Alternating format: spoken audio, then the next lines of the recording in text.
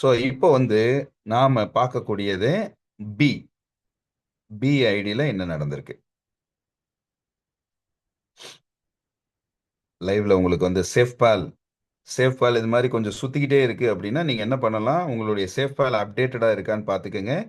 அதோட அந்த clear catchy அப்படிங்கிறதையும் கிளியர் பண்ணிக்கோங்க. அப்போதான் வேகமா அது செயல்படும். சரி, நாம இப்போ வந்து பி ஐடியில் லாகின் பண்றோம்.